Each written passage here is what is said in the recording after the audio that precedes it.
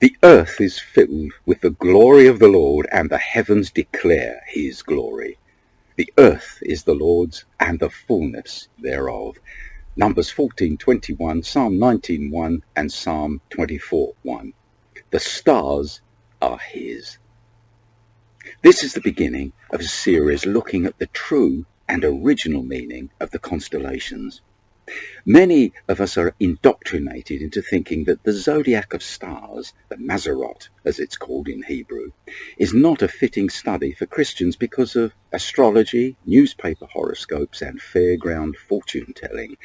It needs to be said clearly and emphatically that the stars do not and cannot predict our future. The enemy used the astrologers to pervert the original purpose of the stars. We are to look to God and the Bible for guidance, not the stars. Why then bother to study them at all? Because the heavens declare his glory.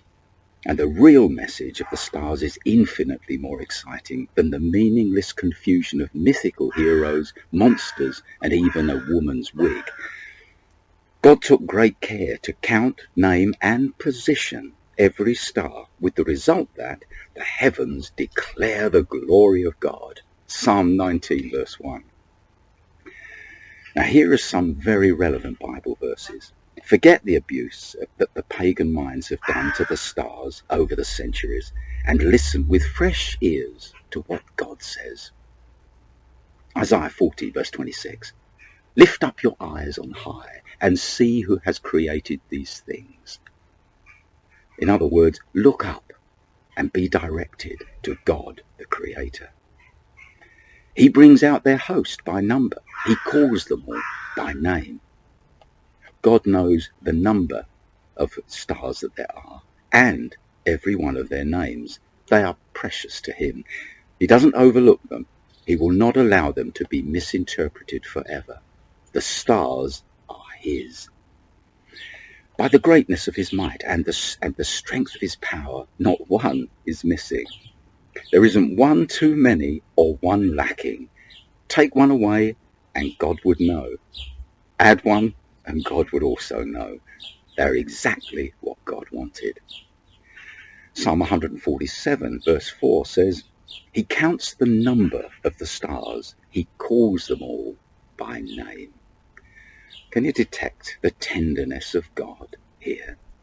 He names them, not because he doesn't care, but because he does care. We only name the thing that we love. Isaiah 45 verse 12. I have made the earth and created man on it. My hands, stretched out the heavens, and all their host I have commanded.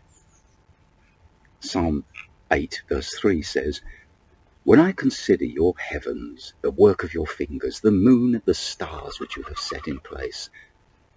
You see, the moon and the stars are the work of his fingers, the work of your fingers, the psalmist said, not impersonal natural processes.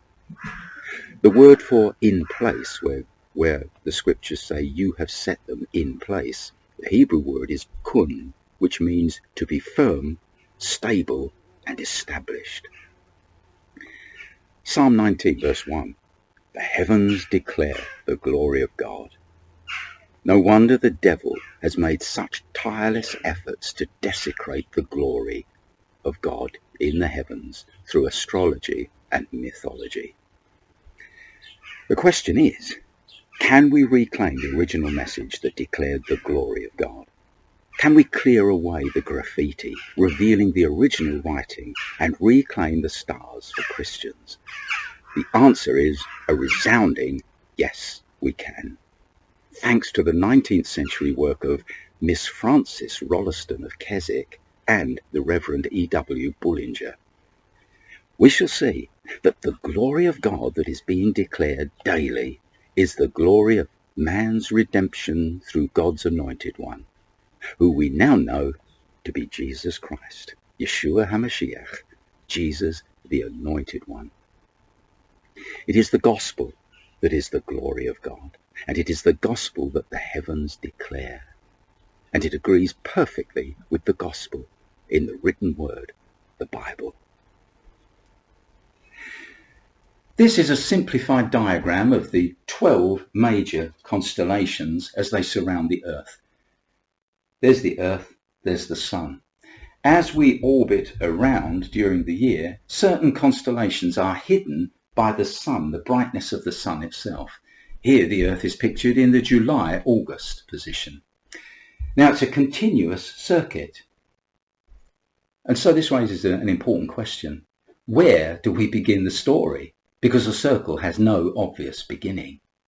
Now this was a question asked by the ancients and is the meaning behind the Great Sphinx of Giza in Egypt.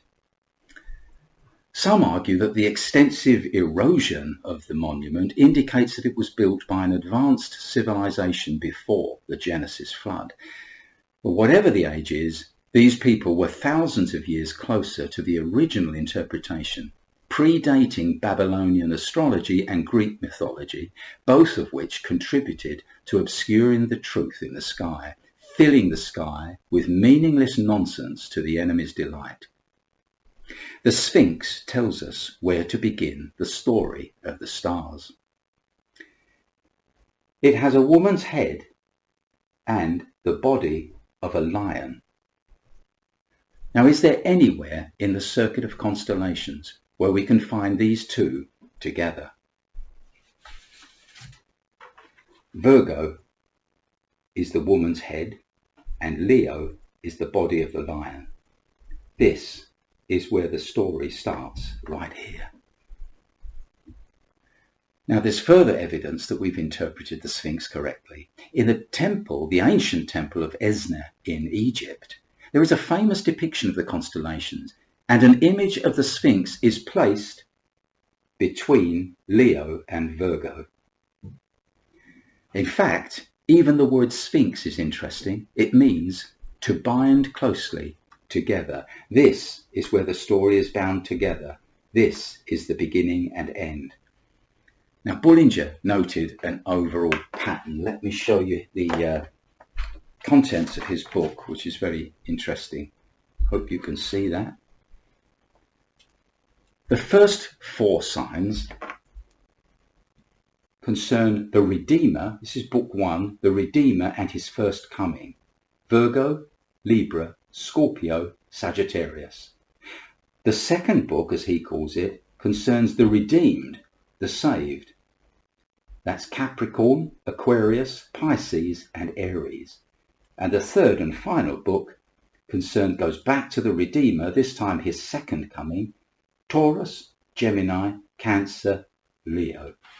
And then we return to the beginning again. And so that's the pattern to bear in mind.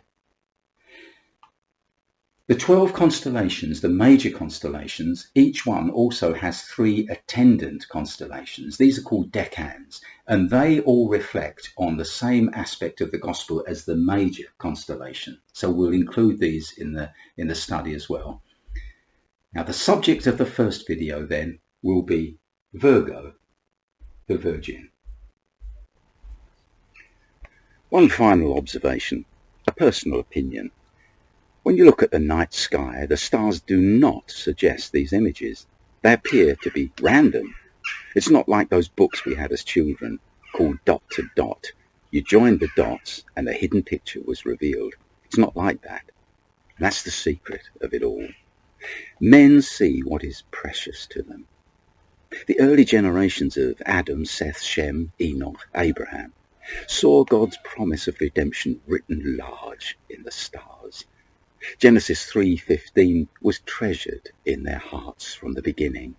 The story was there in the stars. God put it there, but it took the love and faith and hope of human beings to unveil it. It was God, if you like, working together with the sanctified heart. Later generations forgot the promise, and when they looked, they saw giants and human heroes who had died. I'm reminded of a scene in Jesus' life found in John chapter 12, verse 27 following. It says this, Jesus said, "Now my soul is troubled, and what shall I say? Father, save me from this hour. But for this purpose I came to this hour. Father, glorify thy name. Then a voice came from heaven, saying, I have both glorified it and will glorify it again. Therefore the people who stood by and heard it said, It had thundered. Others said, An angel spoke to him.